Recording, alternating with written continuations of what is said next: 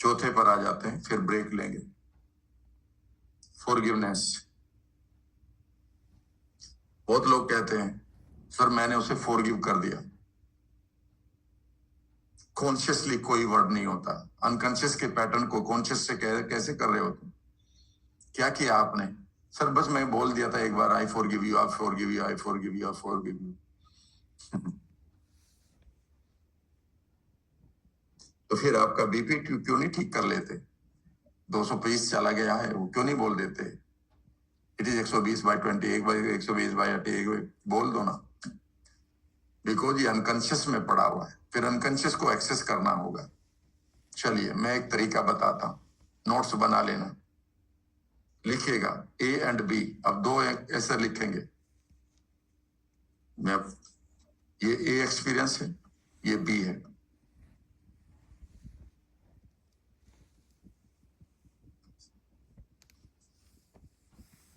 ये x person है जिसने आपके साथ कुछ गलत किया है।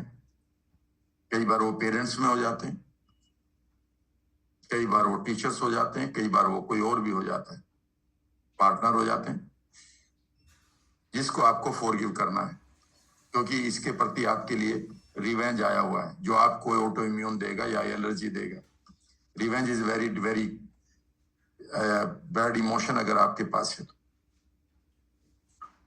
यहां पर एक आदमी लेंगे, एक पर्सन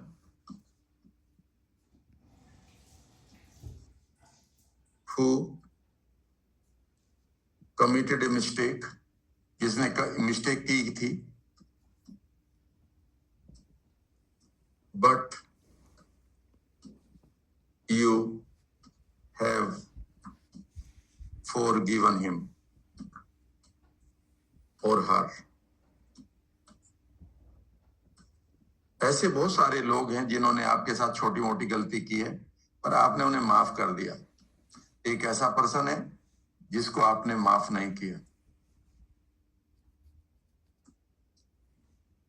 सिर्फ आप 2-3-4 काम कर लीजिएगा, ज्यादा नहीं। फॉर एग्जाम्पल यहां पर एक छोटे से बच्चे को आप देख सकते हैं,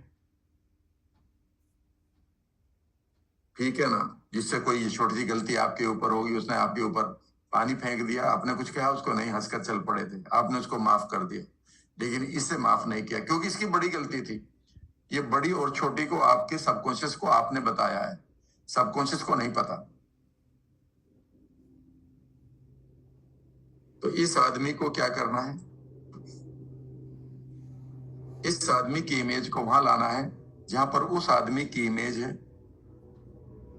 जिसको आपने माफ किया है।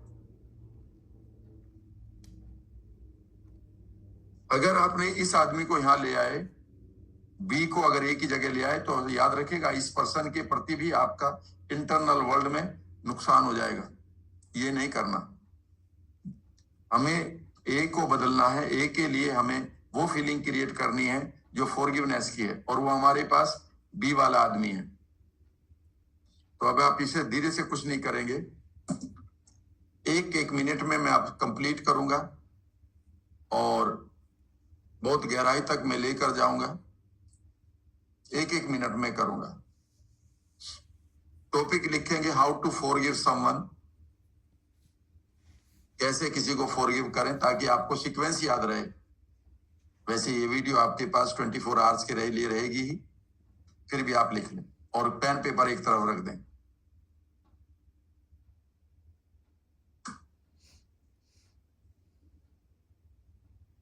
और आंखें बंद करें।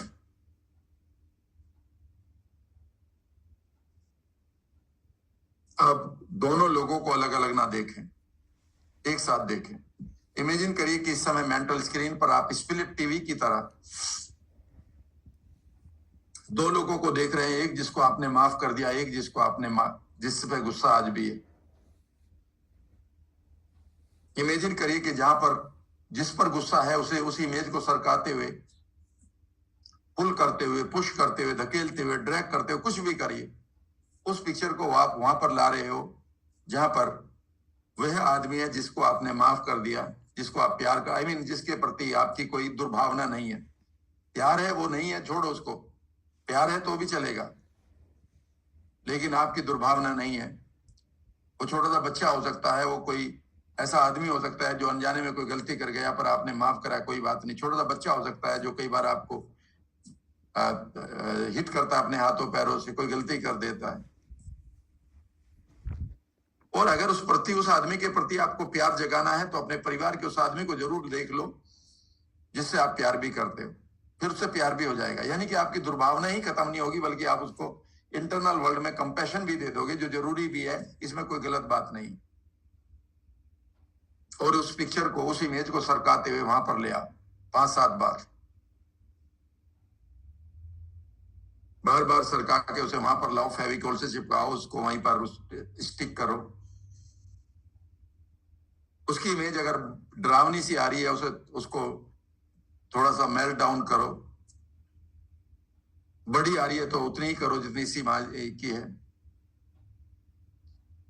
उसने कुछ गलत बातें करी थी तो वे आवाज धीरे धीरे ड्रैग करते हुए खत्म कर दो यहां तक, और जो आवाज सुनना चाहते हो माफी मांग देने के लिए, वो सुन लो। उसको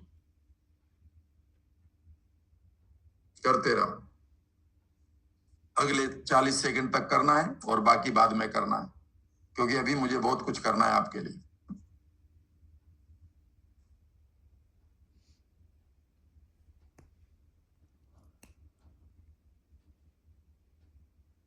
अगर अभी भी आपकी फीलिंग उस आदमी के लिए खराब है तो इस आदमी को फिर बदल दो, जो जिसको आपने फॉरगिव कर दिया था, कोई और ले आओ, और उस आदमी को बार बार 5-6 आदमियों के साथ भी रिप्लेस कर सकते हो।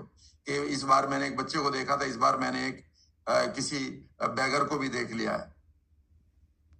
या अगर उसे प्यार, उसके साथ कंपैशन चाहते हो कि कोई बात नहीं, इसने जो भी किया पर ये, इसके लिए मैं सिंपैथेटिक और एम्पैथी रखना चाहता हूं, तो अपने बच्चे को देख लो और उस आदमी को यहाँ पर ले आओ, और उस इमेज को उस बच्चे की जगह या उसके बगल में या उतना ही बड़ा छोटा कर, जो भी करना है करो। And suddenly you will feel कि जैसे आप कोई भी बदलाव इंटरनल वर्ल्ड में कर रहे हो, आपकी फीलिंग बदलती जा रही है। ये अपने आप करना है, मैं गाइड नहीं करूंगा, क्योंकि ये आपका आंतरिक मामला है, पर आप कुछ ना कुछ करो उसके साथ।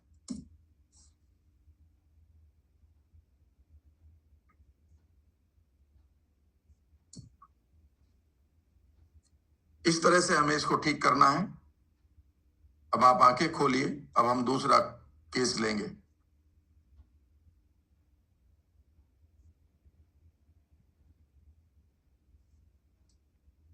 गिल्ट रिमूवल, ये बहुत इंपॉर्टेंट है। छठे पर आ जाते हैं, लिख लो अगला सेंटेंस, गिल्ट रिमूवल।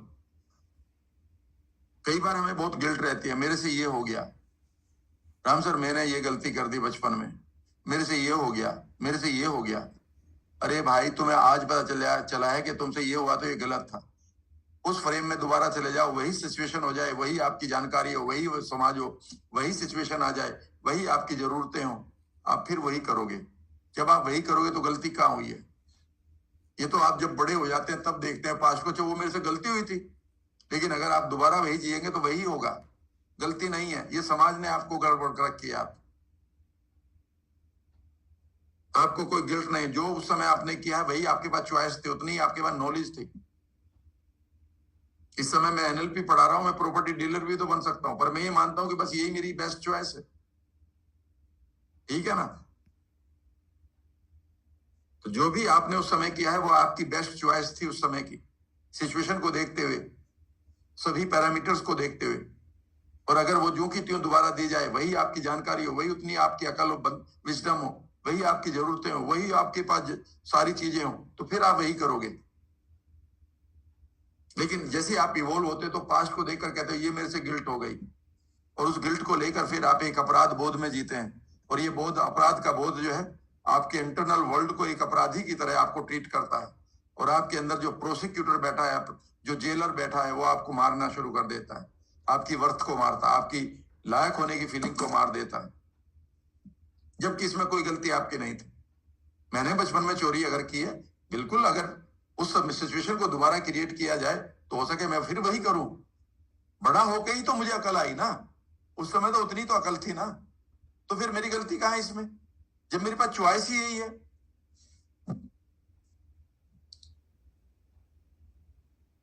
फिर आप ये कहते हैं हे भगवान, मुझे उस दिन अकल क्यों नहीं आ गई? क्यों आ जाएगी जब आप समय के साथ इवॉल्व होंगे, जानकारी आपको मिलेगी समाज की, वो गलत है या अच्छी है, इस पर भी मैं डिस्कस कर सकता हूं। लेकिन अगर वह सिचुएशन दी जाएगी तो फिर आप वही करेंगे, तो इसमें गिल्ट क्यों आ रही है? एनीवे, अगर गिल्ट आ गई तो फिर मैं अब क्या करूं? अब मैं इसे अनकॉन्शियस से हटाऊंगा, क्योंकि अब तक मैं कॉन्शियसली मोटिवेट कर रहा था, इसका कोई असर नहीं होता।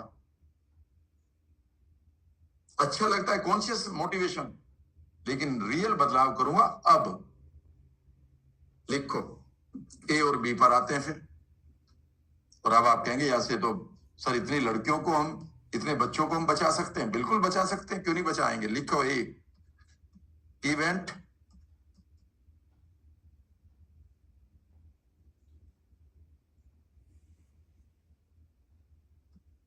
that gives you guilt।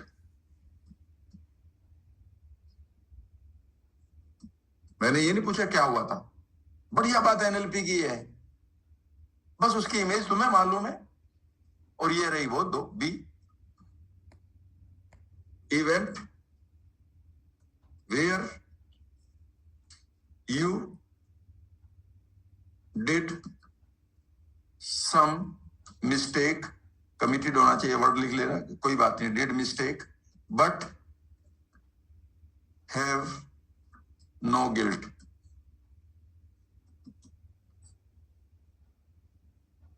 ये रहा कॉन्ट्रास्टिव एनालिसिस, और इस इवेंट को भी यहां ले जाना, खत्म बात। कॉन्शियस माइंड को कुछ पता नहीं चलेगा, अनकॉन्शियस ने बदलाव कर लिया, you have hacked your brain. क्योंकि अनकॉन्शियस तो फीलिंग बदल लेता है अपनी, उसे मतलब ही नहीं लॉजिक से, ये मैं क्या कर रहा हूं वो तो कर लेगा, वो तो अंधेरे में भूत देख लेता है ना, आपको पता है ही नहीं, पर सबकॉन्शियस ने मान लिया, क्योंकि वो लॉजिक ही नहीं लगाता। जब लॉजिक नहीं लगाता तो इसी चीज का तो फायदा उठा रहा हूं मैं आपके साथ। कंधे सीधे करें, आंखें खुली रहने दें, ढूंढिए पास्ट में जहां पर आपके पास कोई रिग्रेट है, जहां पर आपके पास कोई अपराध बोध है, चोरी आपसे हुई है, आपने आपको लग रहा है कि वह कदम मेरा गलत था, मुझे ऐसा नहीं ऐसे करना चाहिए था,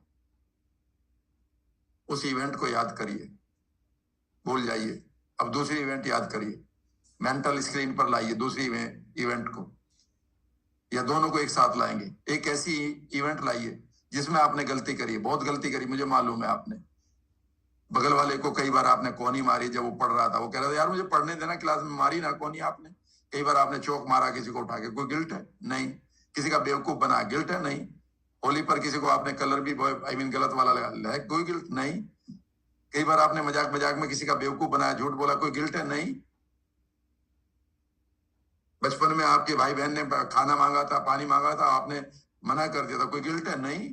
दो थप्पड़ भी मार दिए थे, कोई गिल्ट है? नहीं। कितने काम आपने ऐसे करे जिसमें गिल्ट होनी चाहिए थे, आपके पास तो कोई गिल्ट नहीं है। एक काम क्यों नहीं कर लेते? वो जो इमेज आ रही है आपके मेंटल स्क्रीन पर, दोनों को एक साथ देख लो, एक को कहां रख रखा है, एक को कहां रख रखा है, ये अपने आप रख लो, एक लेफ्ट में, एक राइट में, एक ऊपर, एक नीचे, एक छोटी, एक बड़ी, जो भी करना कर लो। और बस एक काम कर लो, जो गिल्ट वाली इमेज है उसे सरकाते हुए उस जगह पर ले आओ जिसमें आप मस्ती थे, मस्त कर मस्ती में रह रहे थे, गलतियां हो रही तो कर रहे हैं। गलतियां, ये तो वर्ड सोसाइटी का दिया हुआ, तुम्हारा थोड़ा ही है। उसमें आप हंस भी रहे थे, खेल भी रहे थे, बस इस इमेज को बदल लो, सिर्फ आप ड्रैग कर लो। आपने कॉन्शियसली, इसमें आपको लगेगा मैं क्या कर रहा हूं, अनकॉन्शियस काम कर चुका है, अनकॉन्शियस उसकी फीलिंग को बदल चुका है। कल तक देख लेना, सुबह तक देख लेना, आप मुझे मैसेज भेजोगे, राम सर पहली बार सोया हूं, पहली बार सोई हूं, आज ऐसा लगा कि खत्म ही हो गया वो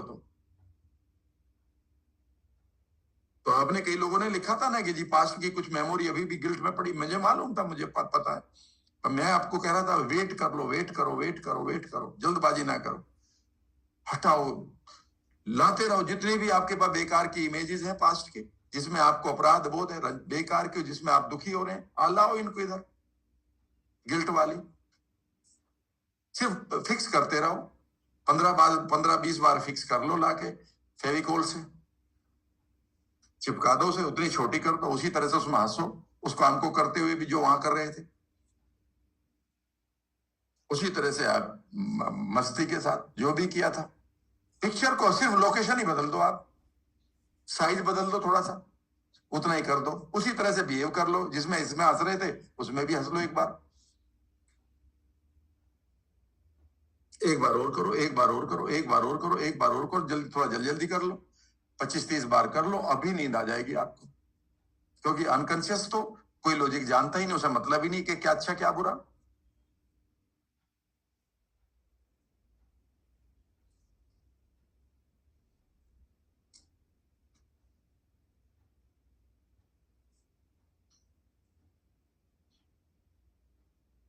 आप इसको सीख चुके हैं, आंखें खोलो, आगे बढ़ते हैं। 2 मिनट के लिए और करूंगा, और आज मैं आपको सेल्फ लव और सेल्फ इमेज बनवा रहा हूं, और पहली बार आज आपको एक यकीन दिलवा रहा हूं कि ये क्या मैं कितना बढ़िया रहेगा। लिखिएगा, फिर हम ब्रेक लेंगे 10 मिनट का, फिर लगेंगे बीमारियों के ऊपर। पहले सेल्फ को ले लेते हैं, फिर अभी प्रोक्रेस्टिनेशन वगैरह भी, self image transformation.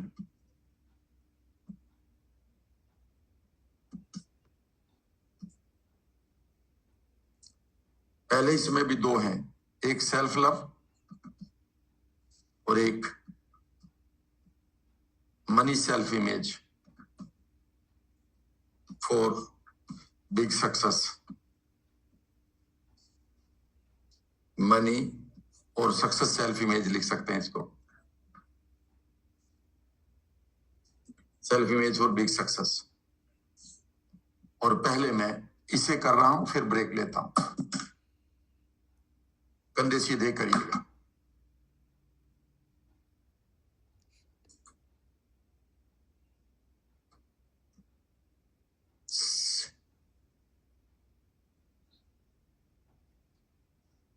Think of the people whom you really love। 2-4 लोग आपके लाइफ में ऐसे हैं जिनको आप प्यार करते हैं।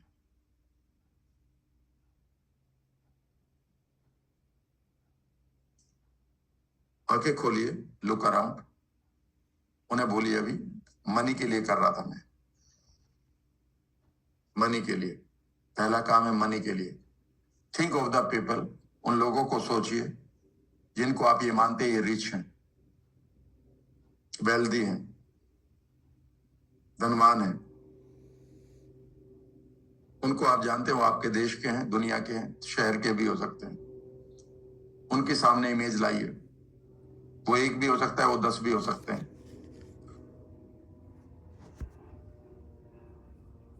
वही सवाल पूछूंगा, कलरफुल है कि ब्लैक एंड व्हाइट है, पिक्चर स्मॉल है कि लार्ज है, नजदीक है कि दूर है, 3 डायमेंशनल है कि 2 डायमेंशनल है, मूवी है स्टिल फोटोग्राफ,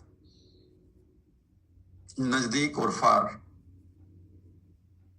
लोकेशन फ्रंट है, लेफ्ट अप है, राइट अप है, कहां पर है, क्या इनमें कोई स्पेशल ऐसा कलर या इमेज आ रही है या फेस आ रहा है जो आपको अट्रैक्ट कर रहा है? यस, जो भी है वो आपका है, दोनों भी हो सकते हैं, कलर भी। क्या आप जब इनको देख रहे हैं आपकी इंटरनल वॉइस है कोई, दे आर रियली रिच और they are the real wealthy people? क्या आवाज अगर है, वो आवाज कहां से आ रही है, गले में से, कानों में से, कहां से? आंखें खोलिए, लुक अराउंड, आंखें फिर बंद करिए, अपनी इमेज के बारे में सोचिए, think of your image.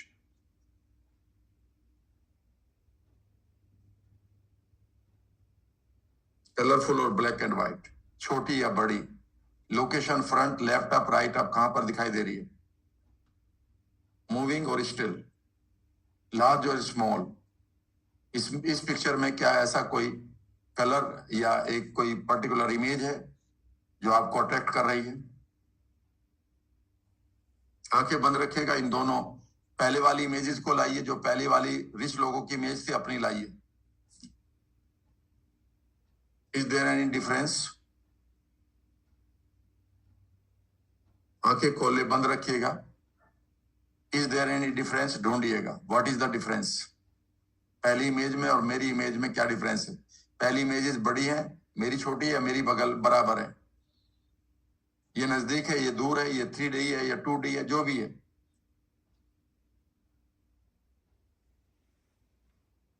Location दोनों की डिफरेंट है कि अलग अलग है, सॉरी अलग अलग है या एक ही है। डायमेंशंस, साइजेस, जब मैं अपनी इमेज को देखता हूं और दूसरे की इमेज को देखता हूं तो साउंड दोनों की अलग है कि वो ही है। आंखें खोलिए।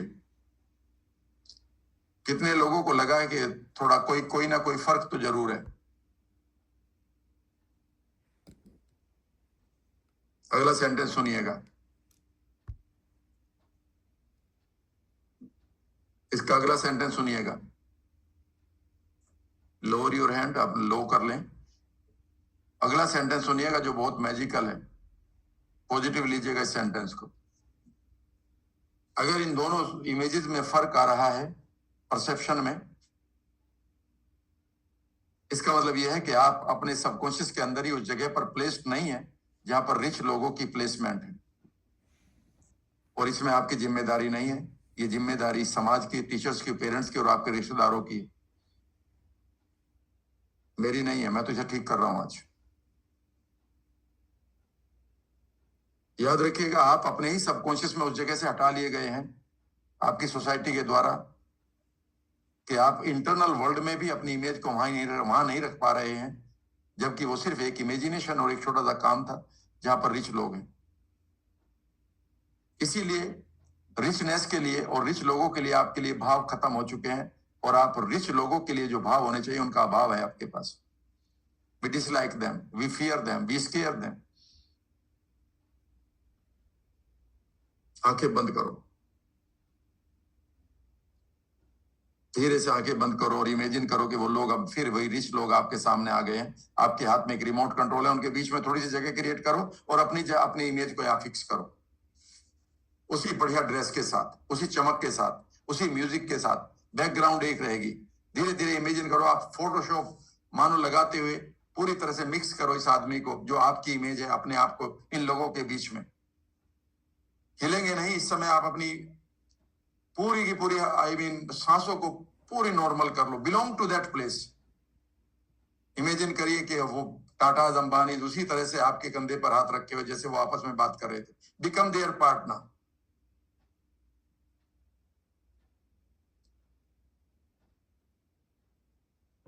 Do this exercise as many times as you can and you will attract this event very soon. आंखें खोलिएगा। मैंने ये टेक्निक आपको सिखा दी है, इसे कितनी बार करना ये आपके ऊपर होगा। जिस दिन आपका, ध्यान से सुनिएगा अगले सेंटेंस को, जब इसे बार बार करेंगे और आप एक दिन ऐसा मोमेंट आएगा कि आपका हार्ट कहेगा कि कोई बीट नहीं बढ़ रही है, आपका माइंड कहेगा कोई मुश्किल नहीं लग रहा, आपकी बॉडी में कोई शिवरिंग नहीं आ रही, आपकी फीलिंग कोई खराब नहीं आ रही है, समझ लीजिए पहली बार आपने बिलोंगिंग बना ली है इन लोगों के बीच में। जब तक आपको लग रहा है कि नहीं ये पिक्चर गायब हो रही है, मैं वहां पर नहीं आ रहा हूं बार बार भी, तब तक बनाते रहिएगा। कितनी बार, मैंने 100 बार से ज्यादा बनानी पड़ी थी एनएलपी सीखने के बाद। जब तक आपकी शिवरिंग आती रहेगी, जब तक आपका सेल्फ डाउट आता रहेगा, याद रखिएगा, तब तक आप उस एरिया को, उस जगह को बिलोंग ही नहीं करते हैं। बार बार गिरेंगे आप। पहले आप इंटरनल वर्ल्ड में इस क्वांटम इवेंट को क्रिएट करिएगा। ये आपके ऊपर है कितनी बार करेंगे। ये एक बार में नहीं होगी, जितनी बार करोगे उतना ही बढ़िया है। लोगों को बदलते, रिच लोगों को बदलते रहो। कभी क्रिकेटर्स को खड़ा करो, कभी पॉलिटिशियंस को खड़ा करो, उनके बीच में सिग्निफिकेंट लोगों को लाओ and you will feel that you belong to them। और ये वो मोमेंट होगा, the moment you feel you belong to them, उस समय आपका जेनेटिक लेवल और आपका रेटिकुलर एक्टिवेटिंग सिस्टम आपको वो सारे के सारे सिंक्रोनिसिटी देगा। वो सारी गट आपका गट में ठीक कर दूंगा 6 महीने 8 महीने में। आपका गट ऑटोमेटिकली आपको इंस्टिंक्ट देना शुरू कर देगा। अभी कोई ज्यादा समय नहीं बीता, 6-8 महीने में आप बिल्कुल 20 के लगेंगे और अगले 20 साल की उम्र भी बढ़ जाएगी। And then you will start enjoying the law of attraction. Real है, गट को ठीक करना पड़ेगा। लॉ ऑफ अट्रैक्शन बगैर गट के जो लोग कर रहे हैं वो आपको धोखा दे रहे हैं। गट, आपका गट, याद रखिएगा, आपके माइंड को हैक कर लेता पूरी तरह से। ये रही वो टेक्निक। अब हम इसके बाद सेल्फ लव करेंगे और अब हम पूरे 10 मिनट के बाद मिलते हैं। Let us take 10 minutes